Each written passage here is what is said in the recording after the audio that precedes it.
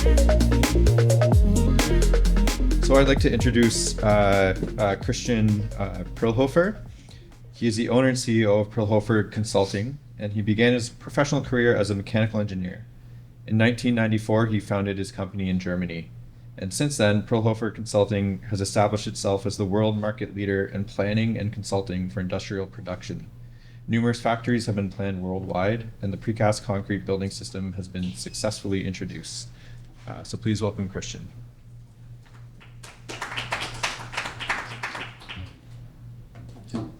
Thank you very much. I'm happy that so many people are coming at this last presentation of the day, or maybe the topic of using data in the construction industry is not that interesting.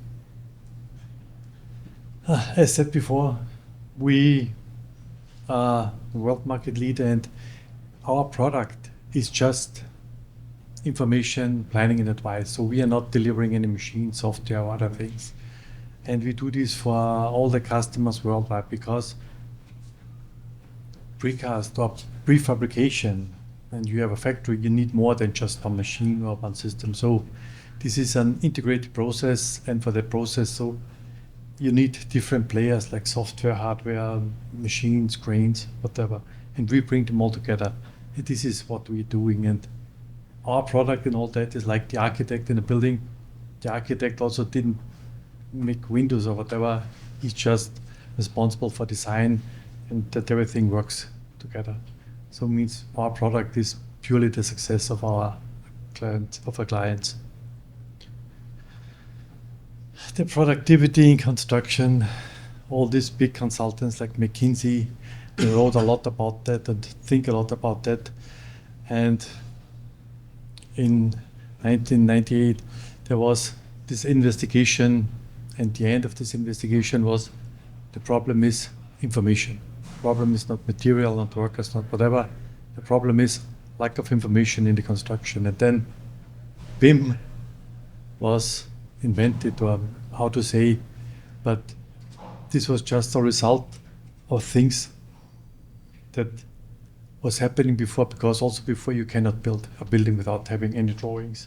But BIM is, I don't know, the new tool that combines everything together, all the information. What we see is, or where are the data coming from? And this is the biggest problem for efficiency and for all these things, and also what we saw before. We should not collect data, we should produce data. And this is the only way to get efficiency and to get more automation, to get all this. And the big problem in the building industry compared to, let's say, mechanical engineering, car manufacturing is we didn't build a building twice, or most of the time. Means for every building, we have to create a new set of data. When I produce a car, I have the model of the car, then I'll make it, I don't know, a million times with the same database. And I didn't have to change anything because it's mass production. And when we think about mass production in buildings, we have to have always real data. New building, new form, new appearance, new set of data. But without that, we will not have the chance to be more efficient. Means having the BIM model for a building is good. We can use it, we can have a digital twin, but for the next building, we have to do the same. And then this is the only chance to move forward with the system. Don't having that means having problems. And the art of that, having the information, is using the information as information, not falling back to drawings or PDFs or tablets or whatever. In the past, when I have a draft board, I make my drawing, I copy it, and I give it to the worker. So this was a process, cannot be changed. But today, using a computer, making CAD drawing model, and then give it to the printer, or making a PDF, this is not the way to go. But currently, this is the status. When we think about data usage, what should I say? You go to the building site, you get information, drawings in PDFs and whatever, and then you start again. Means the information is lost. You have to orientate yourself, you have to measure, you have to do, or you use scanning devices, pixel clouds, or whatever. The smart process is, I'll take the data, I have the information, the BIM model. The BIM model is vector orientated.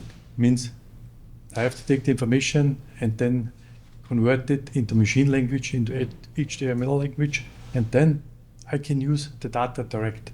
And so I'm not losing information, I'm not losing accuracy, I can use it direct.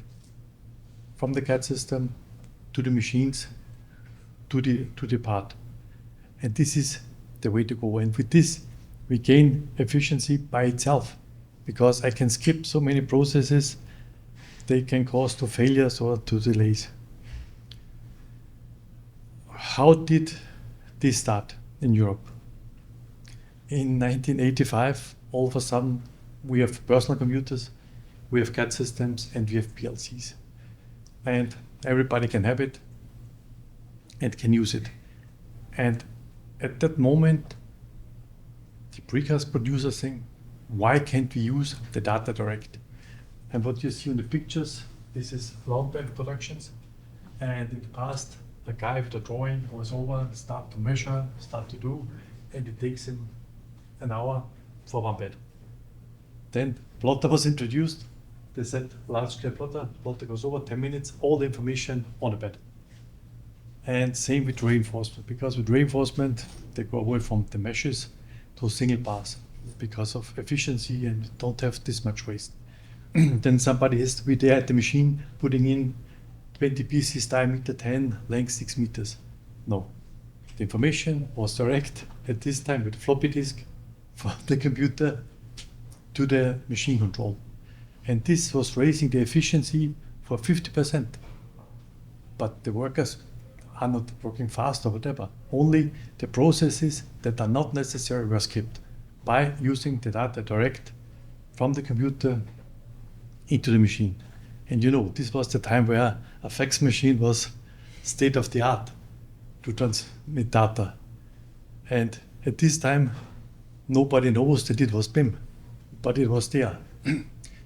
And why was it done? Because of competition. The competition between the precasters in Europe, especially Middle Europe, Germany, Austria, is very hard. So you have to differentiate yourself from your colleagues. How can you do that? Everybody has to use the same amount of material, steel, cement, whatever. The only chance is to reduce labor cost. And the idea was not to be modern, not to be whatever, just to reduce labor cost. And so all these things started. Where are we today? This is a picture of a modern production unit, and you see this doesn't look like concrete production or whatever, but this is a modern production of walls. We have a BIM model, but what kind of model is it? It is something for advertisement or for as a sales tool or whatever. But this is not the model everybody thinks. When I have a BIM model, I have the information. In reality, I have maybe skin and bones, but I don't have a heart, I don't have nerves, I have nothing. And who knows that? It is known by companies, they start to produce, because when they import the BIM model, they see it's empty. It's a shell. Because what are they expecting? They're expecting to have all the information about electricity, about reinforcement, about everything. But today, it's not there. So what do they have to do? They take the model and make a better model out of the model. Because when you produce it in an automated way, you need all the information about reinforcement, about connectors, about everything. And when having this, it's not necessary to send a robotic dog through the building, checking is everything there. Because when it's there, the machine put it in, it is there. And then I can skip all these processes, and then I know I have the digital twin. Why? It's done in the way that the machine do it. And the machine, they have zero failure tolerance. Means either the information is correct, then the machine does it, or the information is incorrect, Then the machine said, sorry, it's wrong for so and so, so I cannot do it.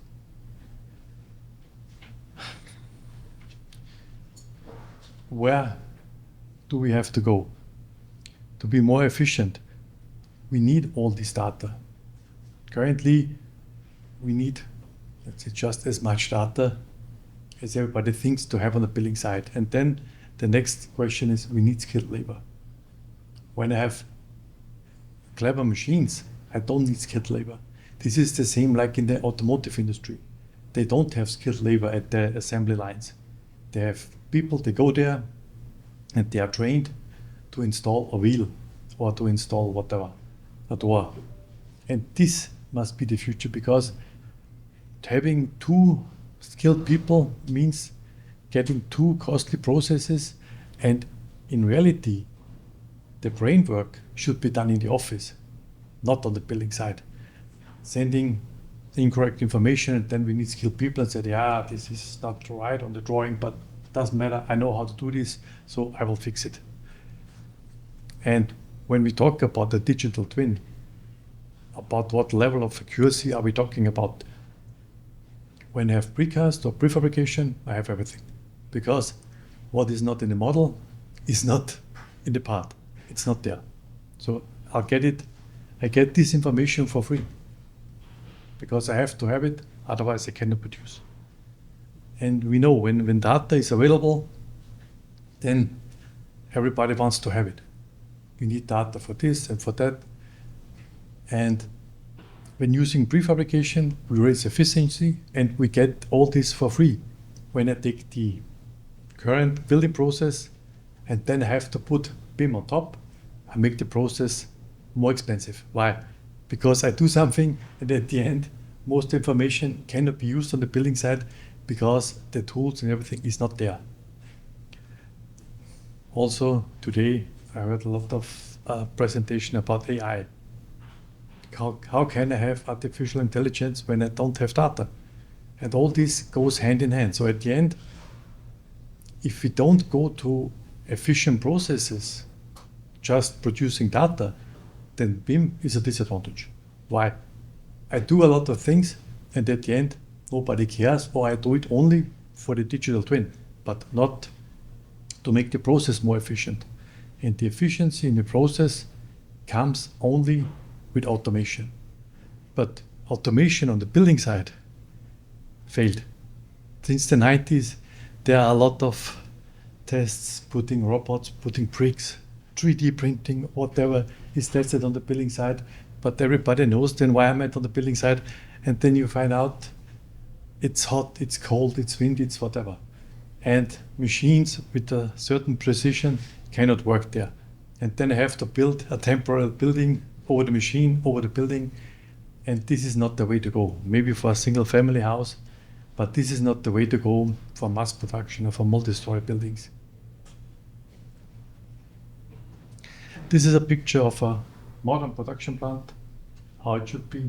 There is the Dutch plant on the one side, production of walls, production of floors, columns and beams, automated production of reinforcement in the middle, with automated delivery of reinforcement in the form. Means the reinforcement is done 100% automatic. Data go in, the machine makes bars, cuts the bars, welds the bars in the shape of the wall, of the floor, and then a robotic crane picks it up, puts it in the form. When we look at the traditional process, only in the middle area, we would have 30 people just doing stupid work, measuring, searching, doing whatever. Why? Because we don't have correct data. With this system, this forces you to correct data, because otherwise you cannot drive it. You can only produce when you have correct data in a certain format. This was a plant in Hungary, opened last year.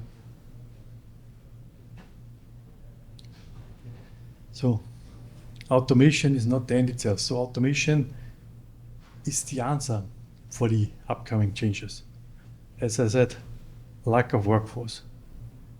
I don't need skilled workforce in the factory.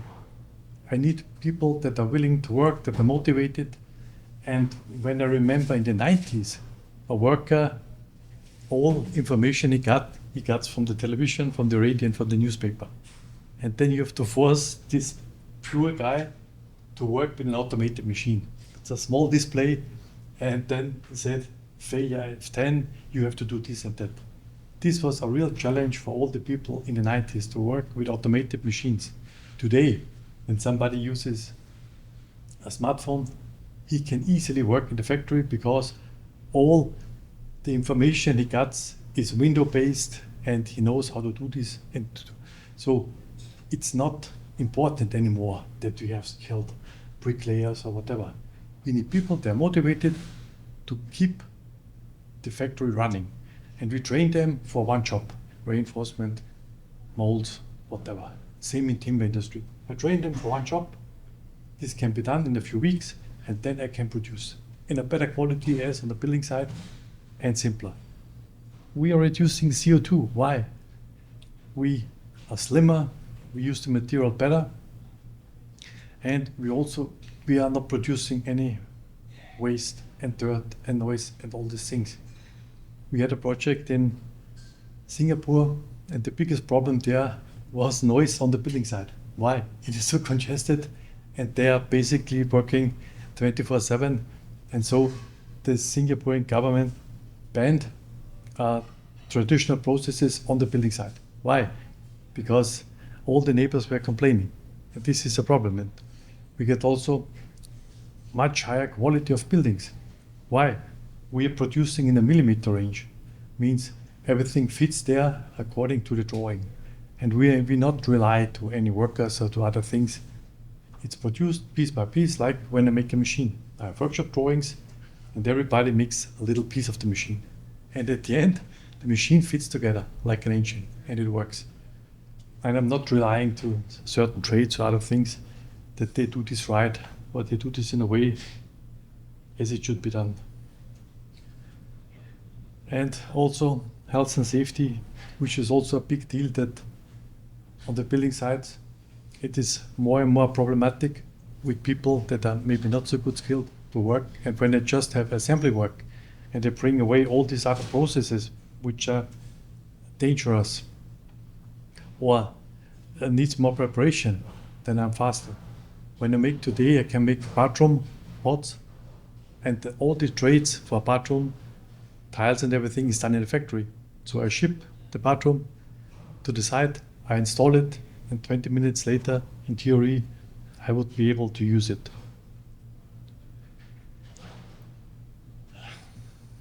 The biggest problem with prefabrication, especially for contractors. Why? This requires a new way of thinking, a new company structure. And in one presentation in the morning, somebody said, contractors are trying to reduce the workers in the office.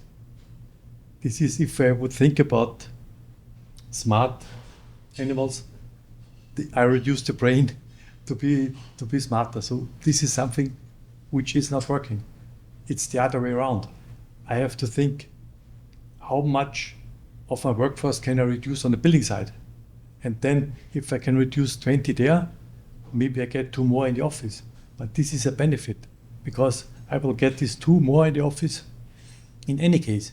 Because in the future, authorities and everybody will request BIM, will request more information.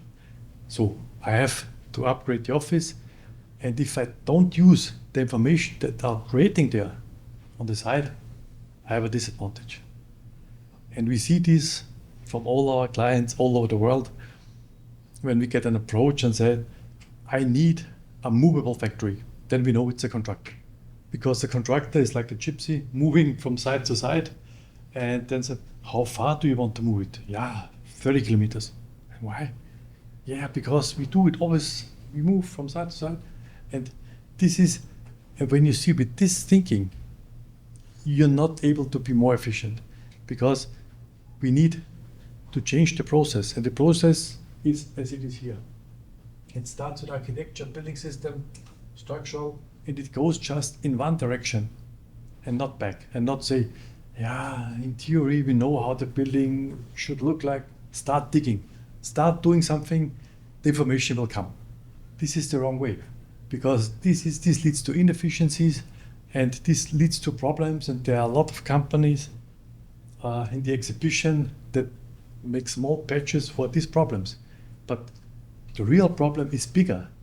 We have to start with a new approach. And the new approach, this is, how to say, the biggest pain for everybody who's in the construction now, that they have to change their processes totally. Do everything before they start on the building site, do all the planning, do everything. And then after that, when this is done, think about production. Not think about doing things on the building site before having any approvals, having an idea about electricity, having an idea about windows. This leads to that problem. And the good companies, successful companies in the world, they are following this principle. But the interesting thing is, all these companies, they were not starting as contractors. They were starting as real estate developers or making agricultural products or other things. And for them, it seems to be easier to go into this process and said, yeah, why should we do this as we had done it before? Why shouldn't we start new? And then you don't have the middle management, which doesn't want change, which has a lot of excuses why it has to be done in the way it was done before since, 50 years. And with this, bringing a little scanners or bringing other things, this is not the solution. This is just small things to release the pain. Because what we always say, prefabrication is a different way of construction. This is not another building material that we say, we have now another building material, we have prefabrication, we have precast, we have timber.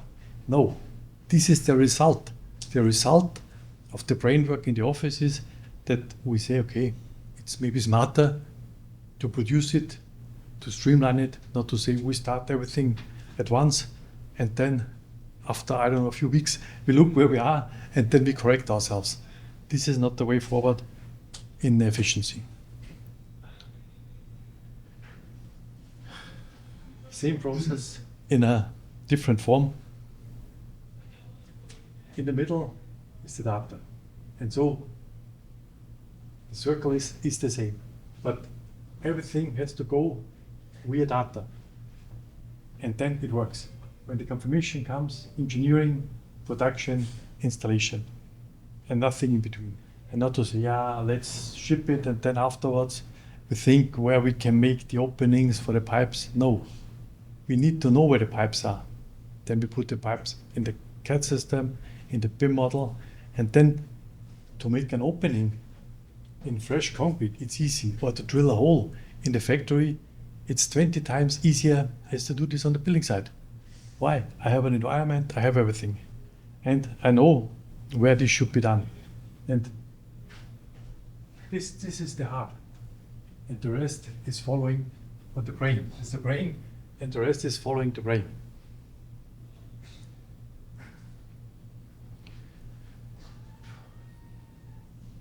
When you see villas in Thailand prefabricated, apartment building in Austria prefabricated, and both of these buildings can be produced in the same factory simultaneously. And how is it possible? Because the worker doesn't know what kind of building.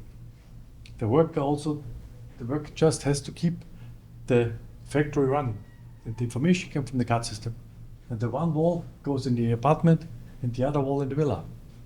For the worker, it's the same. It's reinforcement, it's steel molds, it's concrete, that's it. And to switch over, I don't have to tell the workers or foreman, we're producing something else. No, it's not important. Because data are there, data are sent, and it's produced. And the advantage is the efficiency by making a wall. If I do 100 times the same wall or just once, it doesn't matter. The efficiency is the same. And this makes it interesting for automation. Because in the past, all the prefabrication has a bad name. Vibe said, it's so uniform, it's this and that. It's not necessary to build buildings that are uniform. Why? Because when we have data for a machine, for a robot, it doesn't matter where to place the steel mold. Same place as before, or somewhere else. And this gives us possibilities in appearance and flexibility.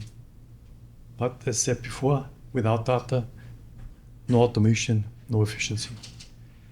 And we also are very proud to have one of the leading companies here in Canada, Sabis. And what is interesting, they are coming from agricultural precast.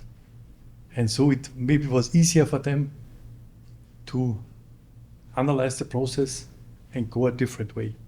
And this is from their website. So when you go to Sabis website, you get this. And when you see here, this is the interesting part. How can this be done? Because everybody said the building process is complicated and complex. As we see it also as outsider, because we are not building, we're just consultants. We see the problem is more the parties involved. They are complicated, not the process itself, because we build houses since, I don't know, more than 1,000 years, and we can do this. But from year to year, the players in the system tends to get more complicated. They don't want to pass data, they don't want to do things. One of the biggest problems with BIM is also, is one company giving their BIM model to the next company? Let's say the architect to the structural engineer, the structural engineer to the HVAC. No. Why? This is my model, this is my data. This is not the way to go. So this is the right approach. They take care about the model, they take care about everything. Makes it easy. As you have to fight with a lot of people about data, about responsibilities, or about other things. And for contractors, they have to follow. But it's not that easy to say, okay, from next year on, we are, I don't know, more efficient. This is a change in the structure. This is another building with the same effect. You see, this is in the model, and this is there before the building is built, and the informations are in. And when I need a bill of quantity, it's easy. I just press a button and it's there. I have everything. And this is what we have to do. And this starts in the technical office. This starts by creating data, not collecting data. When I build a building like this, I don't have to send a robotic dog through the house and say, is everything there where it is? No, it is there because it is built in a factory and the worker just sees one piece of all. And he has no flexibility to say, no, I put this connection somewhere else, because he knows if he puts the connection not where it's designed, it's a problem on the building side. So I can skip also a lot of these new processes, unnecessary processes, because it is there. And when I build a car, then the part is made. And there's maybe a quality control before I send it, but at the assembly, nobody starts to measure the parts again and said, I have to measure this crankshaft because maybe it doesn't fit in. No, this is the wrong way. The right way is do it right, give the information there where it's needed, and then I can use it, and then efficiency comes by itself. And by creating more, processes, also data collections, other things, we get no efficiency. The only thing what we do is we raise the price of the building, of the process, just collecting data. And then everybody's complaining and says, yeah, building process, very complicated, very costly. The idea is change the way how to build. Then I get a lot of things for free. I don't have to do this and that and go to the building site, do other things, have supervisors, make archives, send data back and forth. It's not necessary because it is there. And I don't have to send somebody and say, check the wall on the building site. The wall is done automatically. And better check it inside, easy, efficient, and not to bring it there. Somebody has to go there, check it, recheck it, all these things. This is just waste of money, waste of time. And the idea is look at other industries, manufacturing, electronic industry. They do this since 60, 70 years. Henry Ford started with the first idea of that. This is what you have to have. Henry Ford doesn't have computers doesn't have modern things. Today we have it. And with modern production methods, we can build all the buildings, and it doesn't matter if the building is always the same, like the Model T. I can produce endless buildings with same efficiency. Why? I have the tools. Factories are there. I only have to change my processes. I have to produce data, and then I can do this. I can produce in an efficient way without having all these things around. This was it. I hope it helped you. This is, for us, this is the only way forward. We see this around the world because Canada is not a special country which is a lot of different to other countries. Canada is in the range of developing countries like Europe, like US, and they all have the same problems.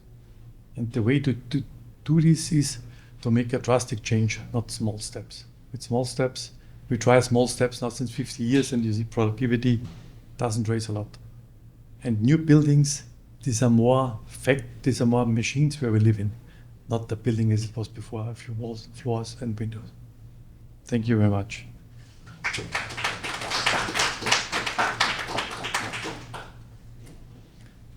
Are there questions? Please. I'm wondering if you can speak a bit more about the role of regulations and legislation on improving some of these processes. So for example, in your studies slide, I think the graphic was the studies fast track product could replace or streamline the architect, the mechanical engineer, or civil engineer, or structural engineer. Does that mean that studies in providing this product for regulatory purposes also provides like stamped drawings? Or how does that piece, how does the regulatory piece of having an engineer sign off on design get solved in these processes?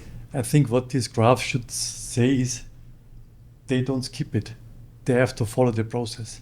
But when you do this in-house, then you avoid fighting, you avoid overlapping, and they work in one model.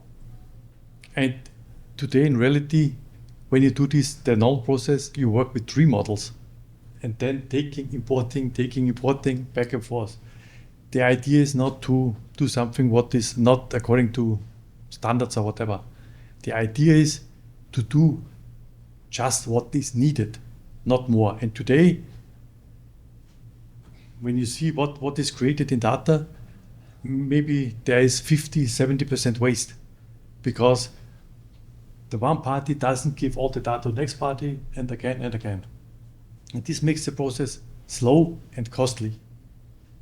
What Stavi is doing is according to all standards to everything, but they reduce it to that what is necessary, not to do something which get paid and at the end is unnecessary, because all the unnecessary processes must be paid too. And this is one of the reasons for poor productivity and for high cost. Thank you. You're welcome.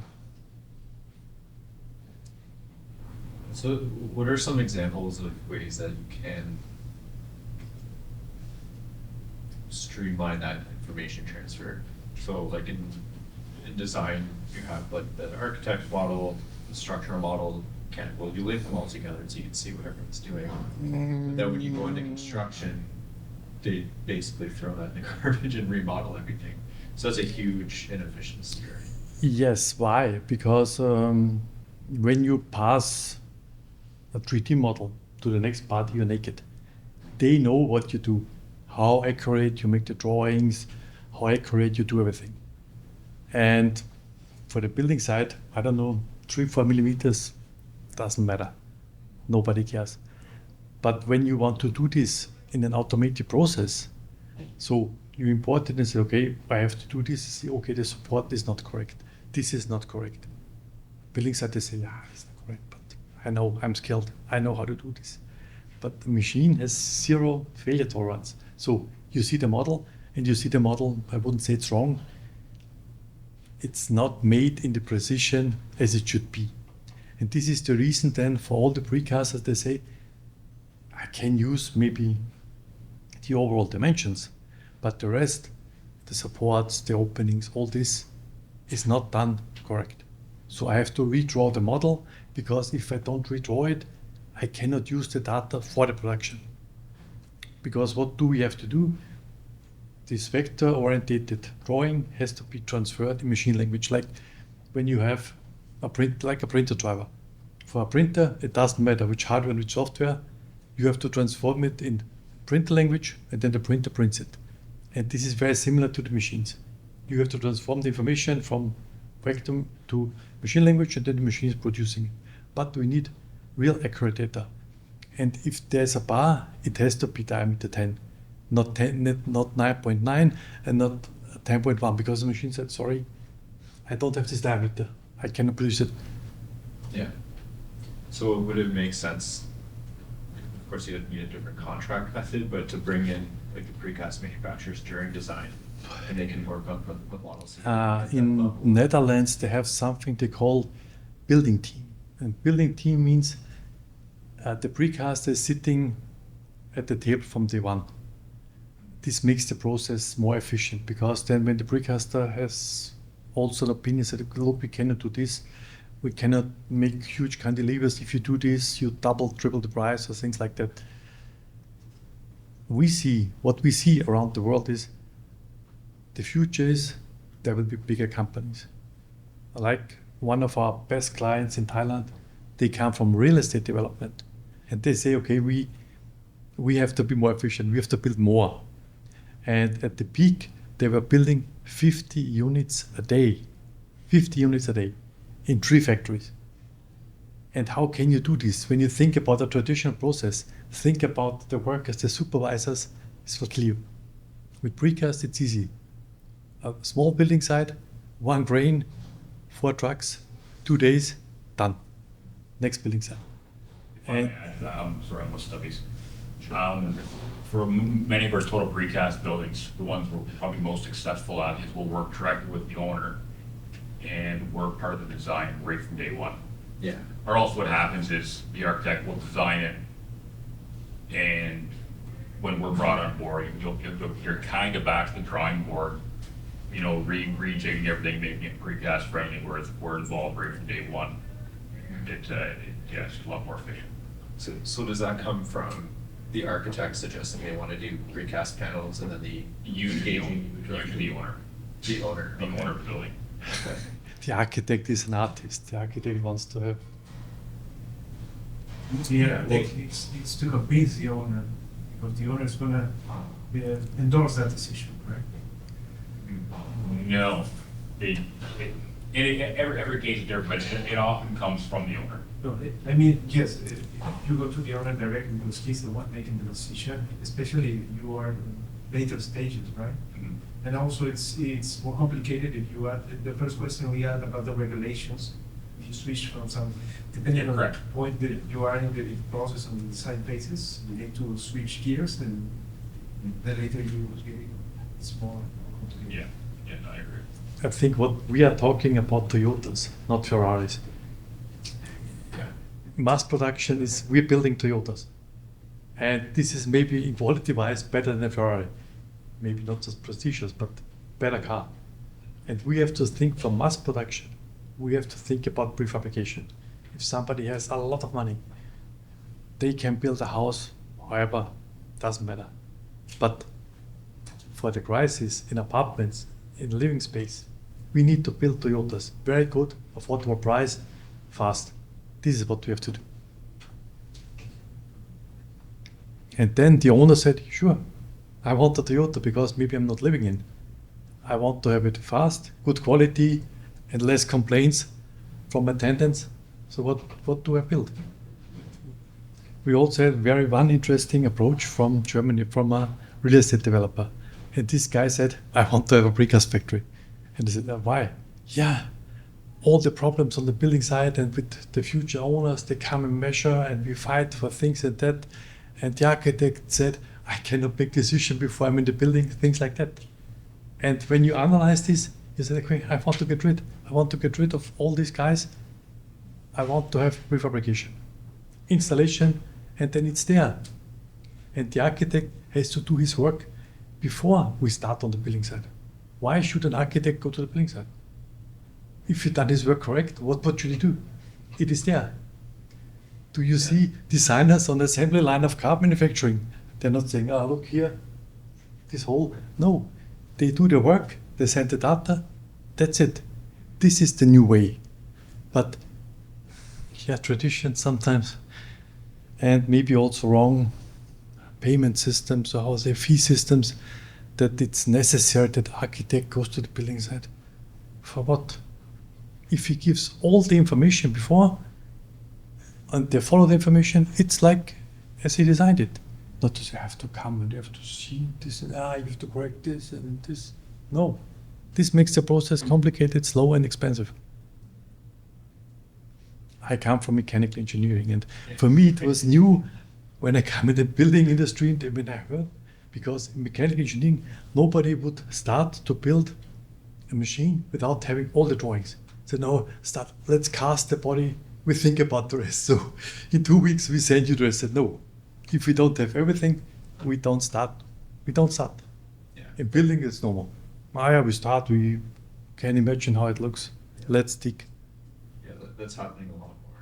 Yeah. It's like, oh, we Yeah. designed the company. Yeah, and let's then pour it. you think you are more efficient by reducing the overhead. Yeah. How? You reduce the overhead and then you say, I save, doesn't matter what it costs. Because at the end, it costs more. All the correction on the building side costs more as you do this in the design office.